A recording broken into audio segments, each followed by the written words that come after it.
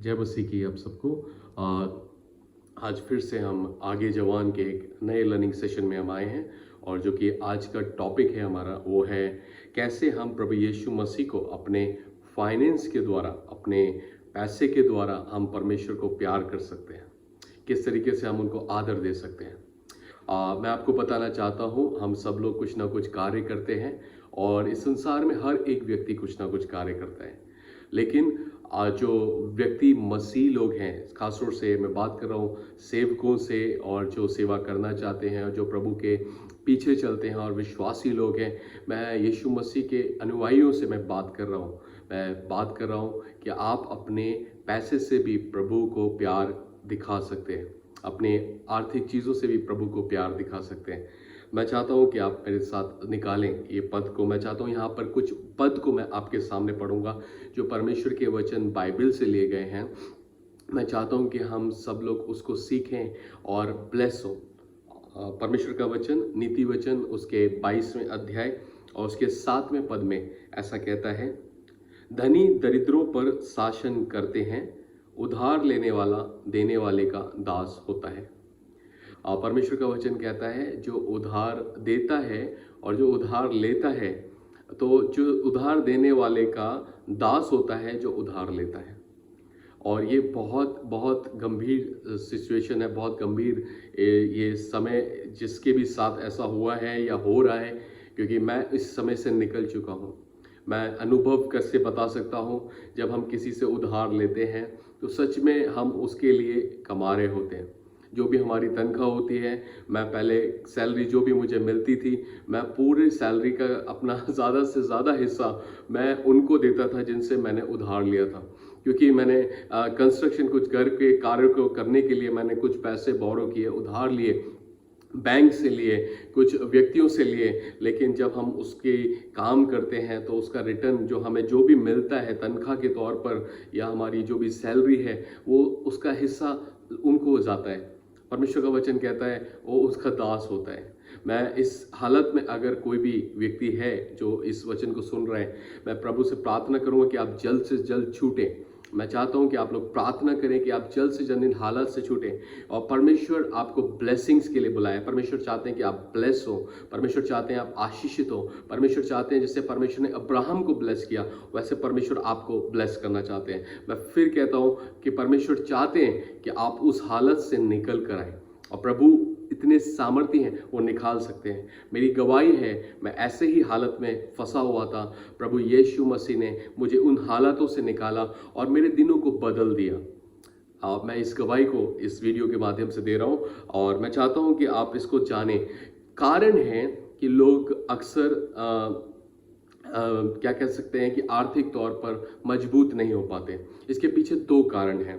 पहला कारण है कि जब हम अपनी कमाई से ज़्यादा और हम ज़्यादा खर्च करते हैं, हमारी कमाई हो सकता है 10,000 हो, 6,000 हो, लेकिन हम चीज़ों को ग्रैब करते हैं अपनी तनख्वाह से ज़्यादा, अपनी आमदनी से ज़्यादा, तो हम इस हालत में आ जाते हैं कि हमें और पैसों को बोरो करना पड़ता है, लेना पड़ता है, उधार पे लेना पड़ता है, क्रेडिट कार्ड्स पे लेना पड़ता है और तरह तरह के लोगों से, तरह तरह के बैंकों से हमें पैसा लेना पड़ता है। और दूसरा कारण है कि उस व्यक्ति जो काम ही नहीं करना चाहता हो। मैं आपको बताऊं, मैं बीते दिनों में एक व्यक्ति से मिला, वो परमेश्वर की सेवा कर रहा है, लेकिन उसके घर में उसके हालात, उसकी पत्नी और उसके बच्चों के हालात ऐसे हैं कि उसे कार्य करना बहुत ज़रूरी है। अगर वो काम नहीं करता तो वो अपने घर की जिम्मेदारी को नहीं उठा पा रहा। वचन कहता है जो अपने घर का प्रबंध नहीं कर पाए वो कैसे परमेश्वर की कलीसिया या परमेश्वर के लोगों को प्रबंध कर सकता है। मैं चाहता हूं कि आज आप लोग आशीषित हो, ब्लेस हो इस वचन के द्वारा जो परमेश्वर आज आपके बीच में लेकर आए। परमेश्वर का वचन ऐसा कहता है, दूसरा थिस्सलुनीकियों उसका 3रा अध्याय और उसके 8वें पद में यहाँ ऐसा लिखा है, पौलुस का अनुभव, पौलुस अपने अनुभव को शेयर कर रहे हैं, पौलुस अपने अनुभव को बांट रहे हैं और वो कैसा सोच रखते थे और वो क्या करते थे अपने जीवन में, वो यहाँ पर बता रहे। वो कहते हैं और किसी की रोटी मुफ्त में ना खाई। वो कह रहे हैं, थिस्सलुनीकियों की कलीसिया से कह रहे हैं कि हमने किसी की भी रोटी हमने मुफ्त में नहीं खाई। यहाँ लिखा है पर परिश्रम और कष्ट से रात दिन काम धंधा करते थे कि तुम में से किसी पर भार ना हो। ये ऐसे लोग थे पहले, हालेलुया। ऐसे लोग परमेश्वर के थे जो किसी पर भी बाहर नहीं बनते थे, बोझ नहीं बनते थे। और परमेश्वर ने ऐसे दासों को तैयार किया। वो कहते हैं हमने खुद परिश्रम किया, खुद मेहनत करी, और कहते हैं हम किसी की रोटी हमने मुफ्त में नहीं खाई। यानी ये कमाते थे, इनके पास जो भी पैसा आता था उससे ये रोटियों को खरीदते थे, खाने को खरीदते थे और खाते थे। वो आगे कहते हैं कि ऐसा नहीं है कि हम नहीं कर सकते, लेकिन वो कहते हैं मैं आदर्श बनना चाहता हूँ। मैं चाहता हूँ कि जो मेरे बाद सेवक पैदा हो, मेरे बाद जो सेवक आए वो मेरा आदर्श बने कि मैं कैसे परिश्रम करता हूँ और फिर सेवा भी करता हूँ। हालेलुया। ये परमेश्वर के दास का अनुभव मैंने आपके सामने बांटा। और कई लोग ऐसे हैं जो सेवा करना चाहते हैं, लेकिन अगर घर के हालात अच्छे नहीं हैं, लेकिन वो फिर भी काम धंधा नहीं करना चाहते। कईयों के घर में बहुत परेशानी है, माँ हैं लेकिन वो काम नहीं कर रही हैं, बुजुर्गी की हालत में है, लेकिन फिर भी लोग कार्य नहीं करना चाहते हैं, फिर भी लोग काम को नहीं करना चाहते हैं। परमेश्वर चाहते हैं कि परमेश्वर का वचन कहता है कि आप कार्य करें ताकि आपके पास न केवल अपने लिए बल्कि दूसरे के लिए भी कुछ हो, कि आप दूसरे की सहायता कर सकें और मदद कर सकें। हालेलुया। मैं चाहता हूं कि आप इसको जानें, कि आप समझ सकें कि परमेश्वर का वचन ऐसा कहता है कि हमें पैसे से प्यार नहीं करना। जब आप वचन पढ़ेंगे 1 तीमुथियुस और 6 अध्याय उसके 10वें पद में लिखा है, क्योंकि रुपये पैसे का लोभ सब प्रकार की बुराई की जड़ है। कई लोग इसे प्राप्त करने के लिए बहुत यत्न किया, लेकिन उनका विश्वास टूट गया, वो बिखर गए, वो पीछे लौट गए। क्योंकि बाइबल ऐसा बताती है, लविंग मनी और hope in money is not from the Lord. ये परमेश्वर की तरफ से नहीं है। अगर आप पैसे से प्यार करते हैं और पैसे पर ही आशा लगाते हैं कि ये पैसा आपको बचा सकता है, ये पैसा पे आपकी आशा टिकी हुई है, ये पैसे पे आपकी सिक्योरिटी है, तो ये परमेश्वर की ओर से नहीं है।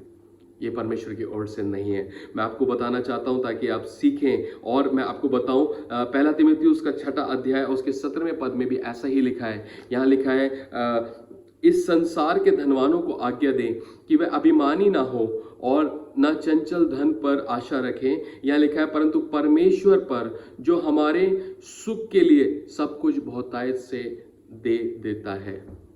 वो देता है सब कुछ बहुतायत से। तो लिखा है, संसार के धनवानों को आज्ञा दे कि वो पैसे पर आशा ना लगा रखें, लेकिन परमेश्वर पर आशा रखें। तो अगर कोई व्यक्ति जो आज सेवा कर रहे हैं, अगर आप बहुत अच्छी कमाई कर रहे हो, आपकी सैलरी बहुत अच्छी हो, या आपके पास बिजनेस है, मैं आपको सलाह देता हूं कि आप पैसे पर आशा ना रखें, क्योंकि परमेश्वर नहीं चाहते कि आपकी आशा पैसे पर हो, बल्कि परमेश्वर पर हो। हालेलुया। मैं आपको और बात कुछ बताना चाहता हूं ताकि आप समझें। यहाँ लिखा है, हम अपने पैसे के द्वारा लोगों की मदद कर सकते हैं, लोगों की सहायता कर सकते हैं। और वो सहायता कैसे कर सकते हैं मैं आपको बताऊंगा। आप देखेंगे लूका उसका 6 अध्याय और उसके 38 पद में प्रभु यीशु मसीह ने कहा कि हम कैसे लोगों को सर्व कर सकते हैं। यहाँ लिखा है, दिया करो तो तुम्हें भी दिया जाएगा। लोग पूरा नाप दबा दबा कर और हिला हिला कर और उभरता हुआ तुम्हारी गोद में डालेंगे, क्योंकि जिस नाप से तुम नापते हो उसी से तुम्हारे लिए भी नापा जाएगा। ये प्रभु यीशु मसीह के वचन है कि आप दिया करो। अगर आपके पास कुछ इनकम आती है, कुछ आप कमाते हैं, तो लोगों को उससे सर्व करें। जिसको ज़रूरत है उसके लिए आप करें, क्योंकि ऐसा करने से आप लोगों से प्यार करने पाएंगे, ऐसा करने से आप लोगों से जुड़ने पाएंगे, ऐसा करने से आप प्रभु को प्यार करेंगे। हालेलुया। उसके लोगों को प्यार करेंगे। यहाँ लिखा है, मैं चाहता हूँ रोमियो उसके 12वें अध्याय उसके 13वें पद को भी हम यहाँ पढ़ेंगे। यहाँ लिखा है, पवित्र लोगों को जो कुछ आवश्यक हो उसमें उनकी सहायता करो, पौनाई करने में लगे रहो। जो कुछ आवश्यक है पवित्र लोगों को, यानी परमेश्वर के लोगों को, आप उनकी सहायता करें। और खाली विश्वासी के लिए नहीं लिखा, लेकिन यहाँ ऊपर ये भी लिखा है कि दिया करो हो सकता है कोई ज़रूरतमंद व्यक्ति हो जिसको खाने की आवश्यकता है, लेकिन आपके पास इतने पैसे हैं कि आप उसको खाने का इंतज़ाम कर सकते हैं। हो सकता है किसी के पास कपड़े नहीं हैं, लेकिन आपके पास है पैसे, आप उसकी सहायता कर सकते हैं। परमेश्वर ने अगर आपको आशीष दी है तो आप ज़रूर उनकी मदद करें। अगर किसी के पास राशन नहीं है तो आप उसका इंतज़ाम कर सकते हैं। अगर किसी के पास कुछ और ज़रूरत है, आप उसकी मदद कर सकते हैं। ये परमेश्वर को भाता है। जब हम ऐसा करते हैं तो हम प्रभु यीशु मसीह को और प्यार करते हैं। हालेलुया। मैं चाहता हूं एक और वचन को हम पढ़ेंगे जो कि प्रेरितों के काम और उसके 20वें अध्याय उसके 35वें पद में है। यहाँ ऐसे लिखा है, मैंने तुम्हें सब कुछ करके दिखाया। ये प्रेरित पौलुस कह रहे हैं, इसकी इस रीति से परिश्रम करते हुए निर्बलों को संभालना और प्रभु यीशु के वचन को स्मरण रखना अवश्य है, जो उसने आप ही कहा है, लेने से देना धन्य है। हालेलुया। लेने से देना धन्य है। अगर आप किसी को देते हैं तो आप धन्य हैं, आप ब्लेस हैं, आप आशीषित हैं। और प्रभु यीशु मसीह ने स्वयं ये शिक्षा दी थी। प्रभु यीशु मसीह ने स्वयं अपने लोगों को ये सिखाया था। ये पौलुस कहते हैं कि तुम प्रभु के वचन को मत भूलना। उसने खुद ही कहा है, लेने से देना भला है। हालेलुया। लेने से देना भला है। मैं चाहता हूं कि अगर आपके पास जो भी मैं इस शिक्षा के द्वारा आपको सिखाना चाहता हूं, मैं चाहता हूं कि आप इस बात को समझे जो पवित्र आत्मा के द्वारा मुझे सिखाया गया, प्रभु के द्वारा मुझे सिखाया गया। अगर आप सेवक हैं, यदि आप सेवा नहीं भी करते हैं, जो कुछ आप कमाते हैं केवल उसे अपने परिवार और अपने ऊपर ही खर्च ना करें, लेकिन जरूर उन लोगों के लिए भी सर्व करें, उन लोगों की भी सेवा करें जिनको आवश्यक है। प्रभु आपको बहुत आशीष देंगे। ऐसा करने के द्वारा आप लोगों से प्रेम करने पाते हैं। ऐसा करने के द्वारा आप लोगों से जुड़ने पाते हैं। हालेलुया। हालेलुया। मैं और थोड़ी सी बात आपको बताना चाहता हूं ताकि आप सीखें। और यह लिखा है, लोगों की सहायता करो जो आपके पास है। और दूसरा परमेश्वर का वचन कहता है, आप परमेश्वर के राज्य को बढ़ाने के लिए भी अपने पैसे का इस्तेमाल करें। मैं आपको शैतान की बहुत बड़ी चालाकी मैं आपको बताना चाहता हूं। आप में से कितने लोग इस वचन को सुनेंगे, आप बहुत आशीषित होंगे, आपके पास बहुत फाइनेंशियल चीजें होंगी। शैतान चाहता है कि हमारे फाइनेंस खत्म हो जाए।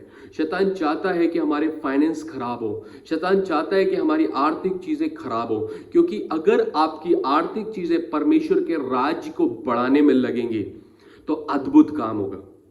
अगर आप प्रभु यीशु मसीह से प्यार करते हैं, और जैसा प्रभु ने कहा कि तुम सबसे पहली आज्ञा यह है कि तुम अपने परमेश्वर को अपने सारी शक्ति, सारे प्राण, सारे विचारों के साथ और जो कुछ तुम करते हो अपने कामों से भी ये दिखाओ कि तुम उसे प्यार करते हो। मैं आपको सरल भाषा में समझा रहा हूं। प्रभु का वचन कहता है, तो मेरी सबसे पहली आज्ञा यही है। और मैं आपको बताना चाहता हूं ताकि आप और सीख सकें। यहाँ लिखा है, जो पहले के चर्चेस थे, जो पहले के परमेश्वर के लोग थे, वो कैसे जीवन को जीते थे और कैसे परमेश्वर उनको आशीष देते थे। मेरे साथ निकालिए पहला कुरिन्थियों उसका 16वां अध्याय और उसके दूसरे पद को। यहाँ लिखा है, पौलुस कह रहे हैं, सप्ताह के पहले दिन तुम में से हर एक अपनी आमदनी के अनुसार कुछ अपने पास रख छोड़ा करे कि मेरे आने पर चंदा ना करना पड़े। मैं फिर से पढ़ूंगा इसको। सप्ताह के पहले दिन तुम में से हर एक अपनी आमदनी के अनुसार कुछ अपने पास रख छोड़ा करे कि मेरे आने पर चंदा ना करना पड़े। मैं आपको बता दूं, ये बहुत मुख्य बात है। जो ये चर्च चंदा करते थे, जो ये विश्वासी लोग चंदा करते थे उस समय, ये अपनी आमदनी जो भी ये कमाते थे, दिन की दहाड़ी या इनकी सैलरी या इनके व्यापार से जो भी आता था, ये सप्ताह के पहले दिन उसमें से कुछ हिस्सा रखते थे। और पौलुस जब आते थे इनके पास तो ये उनको चंदा देते थे और वो पैसा ले जाकर यरूशलेम को पहुंचाया जाता था ताकि परमेश्वर के राज्य को बढ़ाया जा सके, ताकि सुसमाचार का काम और तेजी से हो सके और ताकि परमेश्वर के लोग और ब्लेस हो सके और परमेश्वर का राज्य बढ़ सके। हालेलुया। ये पहले चर्च करते थे, पहले विश्वासी लोग करते थे, पहले परमेश्वर के प्रेम करने वाले लोग करते थे, और आज भी यही है। आपको देखना है कि मैं अपने पैसे को कैसे इस्तेमाल करूं। मैं फिर कह रहा हूं, हम लोग एक मैनेजर हैं, मालिक केवल प्रभु यीशु मसीह है। हालेलुया। मेरे पास बिजनेस है, मैं खुद बिजनेस करता हूं, ताले का काम है, लॉक्स एंड हार्डवेयर का काम है। मैं जब भी बिजनेस करता हूं तो मेरे दिमाग में ये रहता है, मैं मैनेजर हूं, मैं बस एक प्रबंधक हूं, मेरा मालिक यीशु मसीह है। आप नौकरी करते हैं, आप एक प्रबंधक हो सकते हैं, जो पैसा आपके पास आता है आप उसके मैनेजर हैं, लेकिन आपका स्वामी यीशु मसीह है। आपको इसको बड़े ध्यान के साथ इस्तेमाल करना है। आपको देखना पड़ेगा कौन से ऐसी मिनिस्ट्रीज हैं, कौन सी ऐसे लोग हैं, ऐसे परमेश्वर के दास हैं जो परमेश्वर के राज्य को बढ़ाने के लिए परिश्रम कर रहे हैं। अपने पैसे को वहां जरूर लगाएं। ऐसी कौन सी जगह है जहां पर आप अपने पैसे को लगाएं और परमेश्वर का राज्य बढ़ जाए। हालेलुया। आप परमेश्वर का राज्य बढ़ जाए और आत्माएं बचाई जाएं और लोग आशीषित हो। अपने पैसे का ऐसे इस्तेमाल करें। ये पहले लोग करा करते थे, ये आदि के लोग करा करते थे, जो आदि की कलीसियां थी, जो प्रेरित पौलुस पतरस द्वारा स्थापित करी गए लोग थे, विश्वास में लाए गए लोग थे। ये वो लोग थे जो यही करते थे और परमेश्वर उनको ब्लेस करते जाते थे। हालेलुया। पहला जो मैंने आपको बताया, अपने पैसे को आप इस्तेमाल करें परमेश्वर के राज्य को बढ़ाने के लिए। ढूंढे कौन सी सेवकाई है जो सच में परमेश्वर के राज्य के बढ़ाने के लिए परिश्रम कर रही है। ढूंढे कौन से परमेश्वर के सेवक हैं। ढूंढे क्या मैं कर सकता हूं कि परमेश्वर का राज्य बढ़ जाए, और उस जगह अपने पैसे को लगाएं। उस जगह अपनी जो कमाई है उसका हिस्सा लगाएं जरूर। मैं पूरा नहीं कह रहा हूं, लेकिन जो परमेश्वर आपके मन में डालते हैं। यहां लिखा है, अगर आप पढ़ेंगे इसी वचन को मैं पढ़ रहा हूं, यह लिखा है अपनी आमदनी के अनुसार। यह लिखा है अपनी आमदनी के अनुसार, यानी जो आपके पास है, जैसा भी आप कमाते हैं। मुझे मालूम है आप बहुत को लोग कुछ कम भी कमाते हैं, कुछ लोग बहुत ज्यादा कमाते हैं। मैं बिजनेस करता हूं तो हम भी कमाते हैं, लेकिन हम जरूर अपनी आमदनी के हिस्से को परमेश्वर के राज की बढ़ोतरी के लिए निकालें। चाहे थोड़ा निकालें, लेकिन निकालें। ऐसा करने से आप पावरफुल होंगे, आप ब्लेसिंग्स को हासिल करेंगे। परमेश्वर आपकी चीजों को और बढ़ाएंगे ताकि आप और राज्य की बढ़ोतरी कर सके। हालेलुया। मैं एक और तरीका बताता हूं जहां परमेश्वर का वचन कहता है कि हमें 10वां अंश को परमेश्वर को समर्पित करना है, उसके भवन में देना है। आप जिस चर्च से जुड़े हैं आप वहां पर 10वें अंश को देते हैं, लेकिन आपको सच्चाई बताऊं, 10वां अंश इसलिए नहीं दिया जाता कि हम परमेश्वर पर एहसान कर रहे हैं। कई लोगों को लगता है हम परमेश्वर पर एहसान कर रहे हैं। ऐसा नहीं है। परमेश्वर के स्वर्ग राज्य में कोई भी गांधी जी वाले नोट करेंसी नहीं चलती, कोई भी हमारे जो वाशिंगटन कोई भी ऐसा डॉलर नहीं चलता, कोई भी वहां पर ऐसा नहीं है कुछ यूरो चलता है। परमेश्वर के राज्य में कुछ नहीं चलता। ये तो सब पृथ्वी की चीजें हैं। लेकिन जब हम अपनी कमाई में से 10वां हिस्सा यानी 10% परमेश्वर को देते हैं तो हम आदर करते हैं, हम परमेश्वर का आदर करते हैं। हम ये कह रहे होते हैं, परमेश्वर आपने हमें बल दिया है, आपने हमें ताकत दी है, आपने हमें कमाने के लिए इतना अच्छा शरीर दिया है, उसका हिस्सा मैं आपको, अपने तनख्वाह का 10वां हिस्सा यानी पहला हिस्सा मैं आपको समर्पित कर रहा हूं। आप किसी भी भवन में उसको दे सकते हैं। अगर आप चर्च में अपने जुड़े आप जरूर दें, क्योंकि वो आपकी सेवा, वो आपको आदर देना है। परमेश्वर आपके पैसे से भी आदर चाहते हैं। वो चाहते हैं कि आप अपने पैसे से भी ये दिखाएं कि आप उसे प्रेम करते हैं, आप उसका आदर करते हैं। मैं आपको बताना चाहता हूं, आप सीखें। जब आप नीति वचन उसका 3रा अध्याय और उसके 9 और 10 पद पढ़ेंगे, मैं चाहता हूं यहाँ पढ़ दें, फिर मैं इसके बारे में आपको बताऊंगा। यहाँ लिखा है अपनी संपत्ति के द्वारा और अपनी भूमि की सारी पहली उपज दे देकर यहोवा की प्रतिष्ठा करना, यानी परमेश्वर को आदर देना। और यहाँ लिखा है इस प्रकार तेरे खत्ते भरे पूरे रहेंगे और तेरे रसकुंडों में से नया दाख मधु उमड़ता रहेगा। मैं आपको बताऊं कि इस बात को बहुत गहराई से मैं अपने अनुभव से बता रहा हूँ।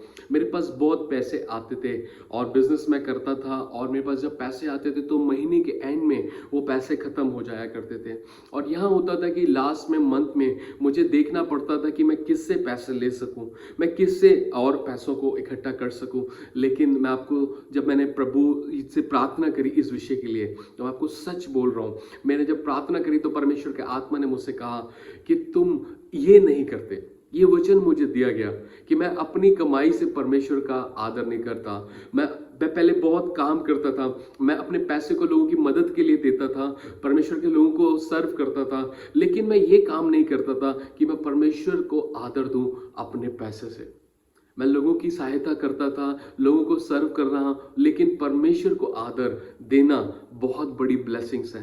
मैं फिर बोल रहा हूं, आप इसको गौर से पढ़ें। यह लिखा है, जब तू अपनी संपत्ति के द्वारा परमेश्वर को आदर देगा। ऐसा हुआ, प्रभु ने मुझसे कहा, ये कारण है कि तुम आदर नहीं देते, इसलिए तुम्हारे खत्ते और तुम्हारे रसकुंड खाली हो जाते हैं। मैं अनुभव से आपको बोल रहा हूँ, मैं जो भी बोल रहा हूँ अनुभव से बोल रहा हूँ। अगर आप प्रभु के दास हैं, सेवक हैं, या आप सेवा नहीं भी करते हैं, आप यूथ हैं, तो आप तैयार हो जाइए। परमेश्वर आपसे भी यही चाहते हैं। आप, यहाँ लिखा है, जब तू ऐसा करेगा, तो लिखा है, इस प्रकार तेरे खत्ते भरे पूरे रहेंगे। खत्ते होते हैं हमारी सेविंग, हालेलुया। खत्ते होते हैं हमारी सेविंग, खत्ते होते हैं हमारे अकाउंट्स, खत्ते होते हैं हमारे घरों में जो चीज़ें हमारी ब्लेसिंग्स हैं। और आगे लिखा, और तेरे रसकुंडों में नया दाख मधु उमड़ता रहेगा। रसकुंड, और आप समझ सकते हैं दाख मधु आनंद को दर्शाता है। हालेलुया। मतलब तेरे घर में आनंद करने वाली चीजें मिलेंगी। हालेलुया। ऐसी चीजें आपके घर में पाई जाएंगी, ब्लेसिंग्स आपके घर में पाई जाएगी। ये परमेश्वर का वायदा है। जिस दिन मैंने ऐसा करना शुरू किया, परमेश्वर ने मुझे आशीष देना शुरू करी। और मैं आपको सच बता रहा हूं, उस दिन से और अब तक परमेश्वर इतनी ब्लेसिंग दी कि वो दिन मुझे दोबारा नहीं देखना पड़ा। हालेलुया। मैं आपको सच्चाई के साथ ये बात बता रहा हूं, आप परमेश्वर को आदर दें अपने पैसे से। अपने पैसे से परमेश्वर के राज्य की बढ़ोतरी करें, क्योंकि जब हम अपने 10वें अंश को किसी भी कलीसिया में देते हैं, तो याद रखिए, वो परमेश्वर के भवन के लिए है, वो परमेश्वर के राज्य के लिए है। वो भी एक हिस्सा है कि आप परमेश्वर के राज्य में बोरें। और उसके बाद दूसरा, आप परमेश्वर के लोगों की सेवा भी कर रहे हैं, आप लोगों को सर्व भी कर रहे हैं अपने उस पैसे से। मैं जानता हूँ कुछ लोगों की सैलरी बहुत कम है, लेकिन मैं आपको सच बता रहा हूँ, एक भाई के साथ मेरे साथ ऐसा हुआ। एक भाई आया और उस भाई ने मुझे बताया कि भाई ऐसे ऐसे भैया मेरे साथ होता है, और मैं बहुत परेशान हूँ कि मेरी सैलरी नहीं बचती, और जो है कुछ ना कुछ ऐसा खर्चा निकलता है कि मेरी सैलरी पूरी खत्म हो जाती है। मैंने उसको अपने अनुभव से यही बात बताई। मैंने कहा, भाई तू ऐसा करा कर, तू परमेश्वर को आदर दे और अपने पैसों से तू लोगों की सेवा कर, परमेश्वर सर्व कर, तू प्यार कर लोगों से। और जिस दिन उसने ऐसा करना शुरू किया, वो मेरे पास आया, ये 2 महीने बाद आया और कहने लगा, भैया इतनी ब्लेसिंग्स मुझे मिली, मैं बहुत आशीषित हुआ। मैं आपको जो भी बोल रहा हूँ अनुभव से बोल रहा हूँ, क्योंकि मैं खुद एक व्यापारी हूँ, मैं खुद बिजनेस करता हूँ। परमेश्वर चाहते हैं कि आप ब्लेसिंग्स को हासिल करें। हालेलुया। आप अपने पैसे को बड़ा ही ठीक तरीके से इस्तेमाल करें, क्योंकि आप मैनेजर हैं, लेकिन जो मालिक है, जो ओनर है, वो ऊपर है। हालेलुया। एक दिन हमें उसका जवाब देना है कि हमने अपने पैसों को कैसे इस्तेमाल किया। मैं आपको फिर से चेताना चाहता हूं, आपके पैसे परमेश्वर की आशीष है, आपकी सैलरी परमेश्वर की आशीष है, आपके बिजनेस से कमाई गई इनकम परमेश्वर की आशीष है। उसे हल्के में ना लें, बहुत पावरफुल है। उसका इस्तेमाल करें, उसको बोएं, उसको इन्वेस्ट करें और आने वाले जीवन के लिए। हालेलुया। आप बहुत आशीषित होंगे। प्रभु आपको ब्लेस करे। हम आगे फिर मिलेंगे नए सेशन में। यीशु मसीह के नाम में, जय मसीह।